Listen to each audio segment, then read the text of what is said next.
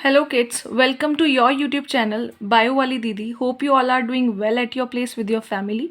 So without any further ado, let's get into the video. So today we are going to discuss about the chapter of class 10th life processes.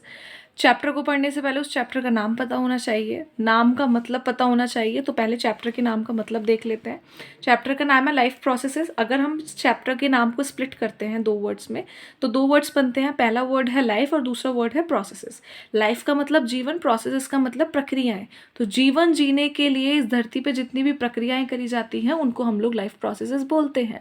For an example, respiration, digestion, excretion, ये सब क्या है? Life processes है।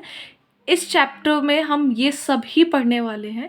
Don't think so कि हम लोग पढ़ेंगे कि हम लोग जॉब करते हैं, पैसा कमाते हैं जीवन जीने के लिए।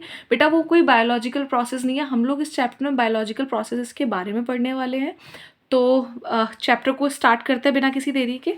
तो डेफिनेशन देख लेते हैं सबसे पहले। The processes by which organism sustain their life on earth is called life processes. मतलब वो प्रक्रियाएं जो कि किसी भी ऑर्गेनिज्म, किसी भी लिविंग बॉडी द्वारा करी जाती है इस धरती पर अपना जीवन व्यतीत करने के लिए, उनको क्या बोला गया है? लाइफ प्रोसेसेस बोला गया है।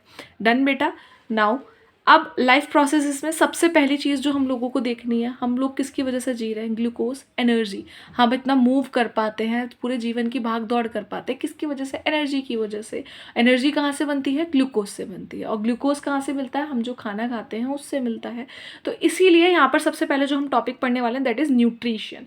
न्यूट्रिशन का मतलब क्या होता है? Taking of food and utilising it is known as nutrition. मतलब खाने का खाना और उसका हमारे बॉडी में पच जाना is known as nutrition. As simple as that. मतलब खाना खाया और उसका हमारी बॉडी में यूटिलाइजेशन हो गया, दैट इज न्यूट्रिशन। ऑब्वियसली बेटा अगर हम कुछ भी चीज़ करेंगे तो उसका कुछ ना कुछ इम्पैक्ट पड़ना चाहिए ना। अगर आप अपना कोई बिजनेस खोलते हो तो बिजनेस खोलते टाइम अगर आप वहाँ पर इन्वेस्ट कर रहे हो तो आप एक्सपेक्ट करोगे कि वहाँ से आपको प्रॉफिट मिले। तो ऐसे ही अगर हम खाना खा रहे हो तो हम उससे एक्सपेक्ट करेंगे कि हमें वहाँ से एनर्जी मिले। तो एनर्जी कहाँ से बनेगी? ग्लूकोज से बनेगी। तो ग्लूकोज कहाँ से मिलेगा? जब हम खाना खाएंगे। तो taking of food and utilising it is known as nutrition. खाने का खाना और उसका हमारी बॉडी में पच जाना है, उसी को हम लोग क्या बोलते हैं? न्यूट्रिशन बोलते हैं।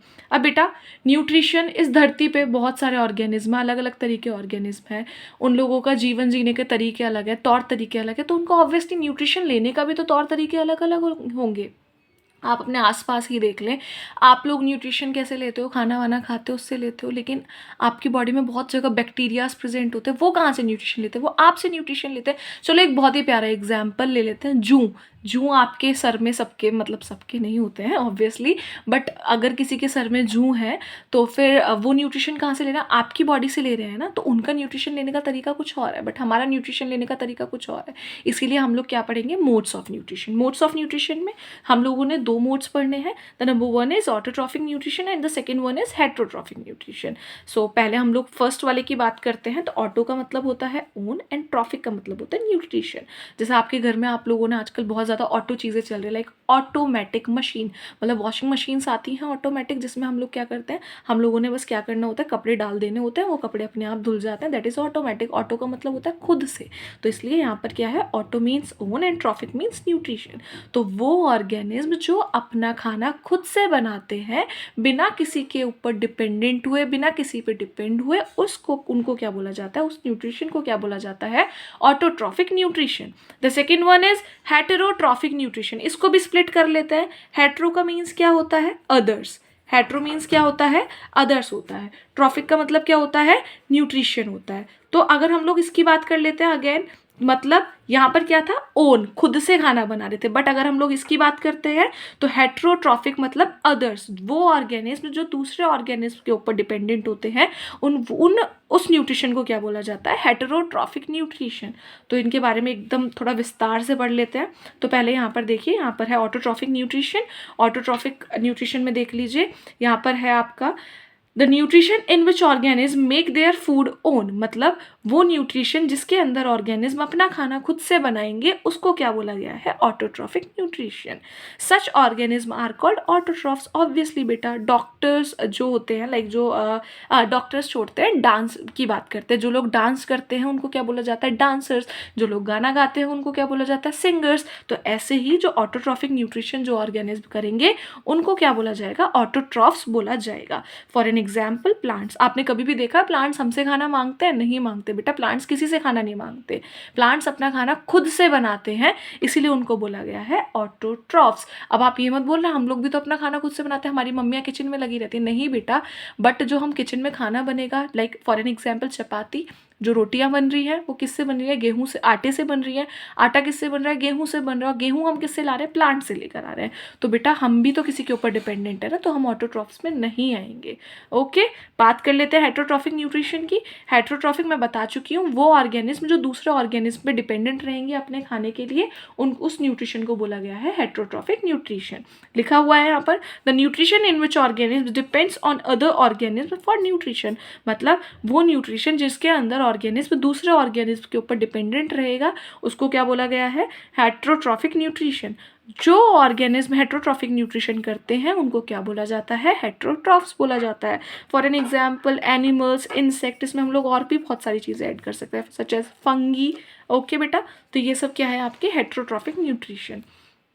अब हम लोग ऑटोट्रॉफिक को थोड़ा अच्छे से पढ़ लेते हैं। प्लांट अपना खाना बना तो रहे हैं, बट वो कैसे कैसे बना रहे हैं, ऐसा क्या कर रहे हैं, वो अपना खाना खुद से बना ले रहे हैं, उसके बारे में पढ़ लेते हैं। तो पहले देख लीजिए, लिखा हुआ है यहाँ पर, this type of nutrition can be seen in plants, they make their food own with the help of photosynthesis. मतलब ऑटोट्रॉफिक न्यूट्रिशन किसके अंदर देखा जा सकता है? प्लांट्स के अंदर देखा जा सकता है, जो कि अपना खाना किसकी हेल्प से बनाते हैं? एक प्रक्रिया है, एक प्रोसेस है जिसकी हेल्प से बनाते हैं, दैट इज फोटोसिंथेसिस। ऑब्वियसली हम लोग अपना कुछ भी काम कर रहे हो तो एक प्रोसेस करते हैं ना उस चीज़ के लिए। अगर आप लोगों ने डॉक्टर बनना है तो डॉक्टर बनने के लिए आपने प्रोसेस करनी पड़ेगी ना। पहले आपने अपना 12th करना पड़ेगा, देन आप लोगों ने अपना नीट क्रैक करना पड़ेगा। नीट क्रैक नहीं करते हो फिर भी आपने MBBS करना पड़ेगा, तब जाकर आप डॉक्टर बनोगे। तो हर कोई किसी भी चीज़ के लिए प्रोसेस करता है। हमारी मम्मी अभी सीधा रोटी नहीं बना देती ना, उससे पहले आटा छानती हैं, देन उसको गूंथती हैं, देन उसको लोई बनाती हैं, देन उसको बेलती हैं, तब जाकर रोटी बनती है। तो ऐसे ही प्लांट्स भी कुछ प्रोसेसेस करते हैं अपना खाना बनाने के लिए। अब उन प्रोसेसेस को हम लोग अच्छे से पढ़ेंगे, ठीक है बेटा। तो सबसे पहले हम लोगों ने क्या पढ़ना है? फोटोसिंथेसिस। तो अब इसको भी स्प्लिट कर लेते हैं। जब से हम स्प्लिटिंग की बात करें, स्प्लिटिंग से समझ रहे हैं चीज़ों को, तो इसको भी स्प्लिट कर लेते हैं। दो टर्म्स बन रही है यहाँ पर। The term number 1 is photo and the second one is synthesis. Photo means क्या होता है बेटा? आप लोगों ने सुना होगा फोटोन पार्टिकल्स, ठीक है, वो लाइट पार्टिकल्स होते हैं। तो फोटो जो टर्म यूज हुआ है यहाँ पर, टर्म फोटो किसके लिए यूज हुआ है? लाइट के लिए। एंड सिंथेसिस का मतलब क्या होता है बेटा? प्रोसेस। तो बेटा यहाँ पर अगर हम लोग देखें तो यहाँ किस प्रोसेस की बात हो रही है? फूड मेकिंग प्रोसेस की बात हो रही है। तो यहाँ पर क्या है? फोटो मतलब light, process of food making, तो मतलब लाइट की हेल्प से खाना बनने वाली प्रोसेस को क्या बोला जाता है?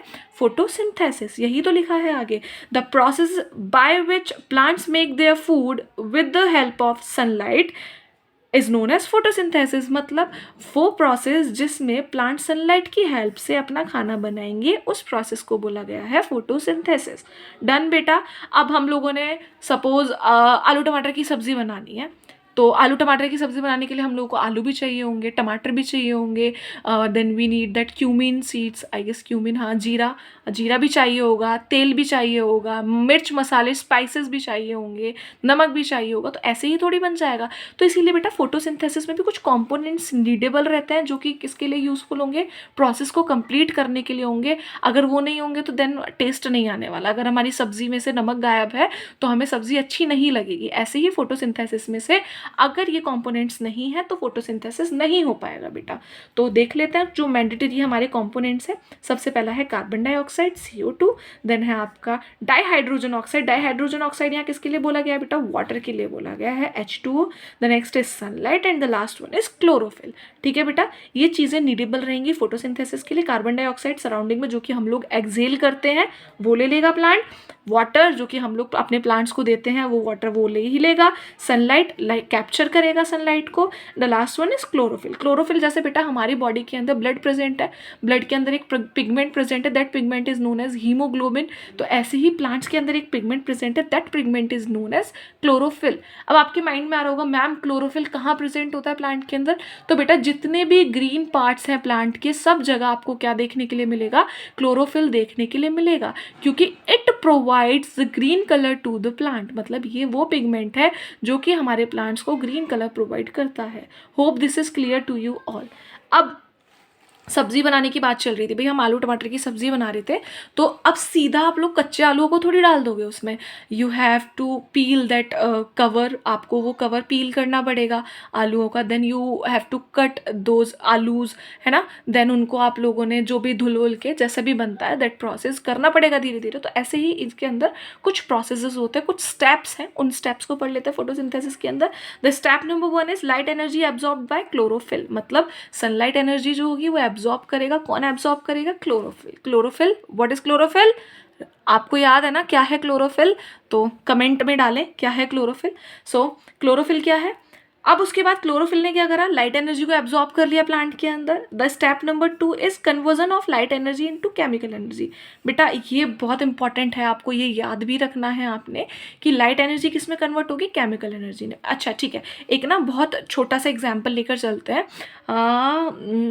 फॉर एन एग्जाम्पल कि हाँ साग आया आपके घर में, साग कट के आया, तो आप उस कच्चे साग को थोड़ी खा लोगे, आप लोगों ने क्या करना पड़ेगा, उसको कन्वर्ट करना पड़ेगा जिसे हम खा सकें, उसको खाने लायक कन्वर्ट करना पड़ेगा।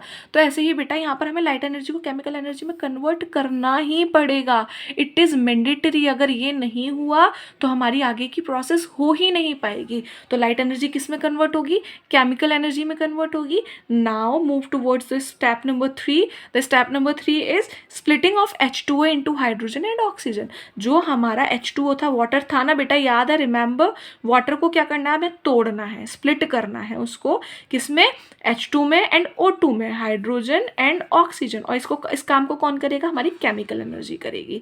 स्प्लिट हुआ, स्प्लिट होने के बाद ऑक्सीजन को क्या कर देते हैं, प्लांट एक्सेल कर लेते हैं, तभी तो हम प्लांट से ऑक्सीजन ले पाते हैं।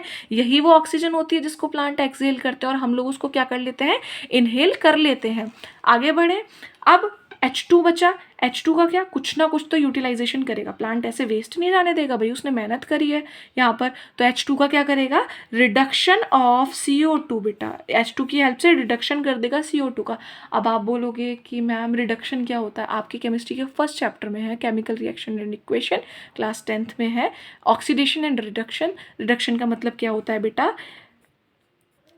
H2 का किसी भी रिएक्शन में आ जाना और O2 का उस रिएक्शन से निकल जाना। Removal of O2 and gaining of H2 is, और adding of H2 is known as reduction. या तो H2 आ जाए या फिर O2 निकल जाए, तो उसी प्रोसेस को हम लोग रिडक्शन बोल देते हैं। जब CO2 के साथ H2 मिल जाएगा तो यहाँ पर रिडक्शन हो जाएगा and we will get R, जो हमको प्रोडक्ट चाहिए था, जिसके लिए इतनी मेहनत करी थी, दैट इज ग्लूकोज, वो हम लोगों को मिल जाएगा। डन बेटा, एक रिएक्शन है जिसके अंदर सारा बताया गया है कैसे कैसे हुआ है। CO2 चाहिए था, H2O चाहिए थे, क्लोरोफिल और सनलाइट के प्रेजेंस में प्रोसेस हुआ था और हमारे पास क्या बनकर आ गया था, ग्लूकोज बनकर आ गया था। अब ग्लूकोज के साथ साथ बेटा हमारे यहाँ कुछ एंड प्रोडक्ट भी बनेंगे, जो कि क्या है, O2 एंड H2।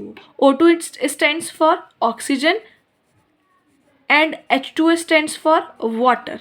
ठीक है बेटा, ये दो चीज़ें बनकर आई थी। O2 को क्या करा था, प्लांट ने एक्सेल कर दिया था, और H2O को ऑब्वियसली प्लांट कहीं नहीं जाने देगा। अगर H2O बन रहा है देन फिर से केमिकल एनर्जी से उसकी स्प्लिटिंग कर लेगा और H2 से रिडक्शन करा देगा, देन इसका जो O2 होगा उसको एक्सेल कर देगा। दैट्स इट, इजी था, एज सिंपल एज दैट, बिल्कुल भी रॉकेट साइंस नहीं थी, बहुत ईजी प्रोसेस था। एक और बार इसको क्विक रिवाइज कर लोगे तो ईजिली समझ में आ जाएगा।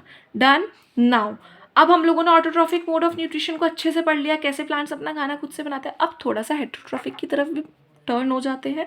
तो बेटा heterotrophic, this nutrition can be seen in animals and bacterias, they depend on autotrophs for their food supply directly और इनडायरेक्टली। ऑब्वियसली बेटा हम लोग भिखारी हैं, हम लोग डिपेंडेंट हैं प्लांट्स पे, ये तो हमने एक्सेप्ट करना ही पड़ेगा। ऑब्वियसली अगर हमें प्लांट खाना नहीं देगा तो हम खाना कैसे खाएंगे, कैसे सब्जी बनाएंगे, कैसे रोटी बनाएंगे। पूरे जीवन भर आप लोग उस पर पिज़्ज़ा पे तो नहीं डिपेंडेंट रह सकते। और बेटा पिज़्ज़ा, थोड़ा दिमाग लगाओ, पिज़्ज़ा भी किससे बनता है, मैदे से। जो मैदा आता है ना वो भी कहाँ से आता है, हमें प्लांट से ही मिलता है। ठीक है बेटा, तो इसलिए हमारे पास कुछ नहीं बचा अब हमारे पास खाने के लिए, तो इसीलिए हम लोग किस पे डिपेंडेंट है, प्लांट्स पे, डायरेक्टली और इनडायरेक्टली। या तो आप डायरेक्टली बोल दो कि हाँ भाई हम डिपेंडेंट है, या इनडायरेक्टली भी, कैसे भी आप लोग देख लो, हम प्लांट्स के ऊपर डिपेंडेंट है तो है। तो that nutrition is known as heterotrophic mode of nutrition. इसके अंदर कुछ पॉइंट्स, सबसे पहला है होलोजोइक न्यूट्रिशन। होलोजोइक न्यूट्रिशन को देख लेते हैं। Animals take in solid food and break down inside the body is known as heterotrophic holozoic mode of nutrition. हम लोग खाना खाते हैं सॉलिडिफाई फॉर्म में खाते हैं, रोटी खाते हैं सॉलिड होती है, जब हम उसको खाते हैं डाइजेशन होता है हमारी बॉडी के अंदर तो वो कैसी हो जाती है, उसको ब्रेक डाउन कर देते हैं छोटे छोटे पार्ट्स में, तो उसी को क्या बोला गया है, होलोजोइक मोड ऑफ न्यूट्रिशन. कौन करता है, अमीबा भी करता है और हम लोग भी करते हैं. हम लोग भी तो यही करते हैं, सॉलिड फूड खाते हैं देन उसको अपनी बॉडी के अंदर ब्रेक डाउन करते हैं, उससे न्यूट्रिशन लेते हैं, that is holozoic mode of nutrition. The next one is saprophytic nutrition. बेटा सेप्रोफिटिक न्यूट्रिशन में क्या होता है, ऑर्गेनिज्म डेड और डिकेइंग बॉडी के ऊपर डिपेंडेंट रहते हैं. डेड का मतलब आप समझ गए होंगे मरा हुआ, डिकेइंग का मतलब होता है बेटा सड़ा हुआ या फिर गला हुआ. तो मतलब वो न्यूट्रिशन जिसके अंदर ऑर्गेनिज्म किसके ऊपर फीड करेंगे, किससे अपना खाना लेंगे, डेड या डिकेइंग बॉडी से, उनको क्या बोला जाएगा, सेप्रोफिटिक न्यूट्रिशन. उस न्यूट्रिशन को बोला जाएगा saprophytic nutrition. For an example fungi. Fungi क्या करती है बेटा, सेप्रोफिटिक मोड ऑफ न्यूट्रिशन करती है. Now the last part of the heterotrophic mode of nutrition is parasitic nutrition. बेटा पैरासिटिक न्यूट्रिशन बेटा ये ना बड़ा ही मस्त न्यूट्रिशन है. इसके अंदर क्या होता है कि अपना काम निकालेगा ऑर्गेनिज्म और निकल जाएगा, ना तो उसको हार्म ही करेगा ना उसको कोई नुकसान पहुंचेगा, और चुप अपना काम अपना न्यूट्रिशन लेके चुप निकल जाएगा. ठीक है बेटा.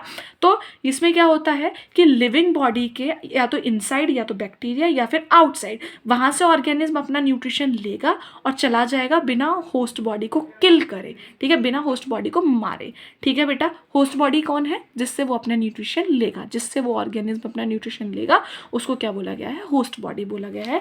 फॉर एन एग्जाम्पल किस्क्यूटा तो ओके है, बट ये सबसे प्यारा एग्जाम्पल है मस्कीटो, जो आपकी सराउंडिंग में प्रेजेंट है. मच्छर आपको आता है, खाता है, खून लेता है और चला जाता है अपना न्यूट्रिशन लेकर. So guys hope everything is clear to you all. If you guys have any doubt then comment me below. मैं आपके कमेंट्स पढ़ूंगी और आपको रिप्लाई कर दूंगी फॉर श्योर अगर कोई भी डाउट होता है. If you like the video please do like and subscribe the channel, and if you want to then share the channel as well. अगर आपको समझ में आया तभी इसको लाइक करें एंड सब्सक्राइब करें एंड कीप सपोर्ट.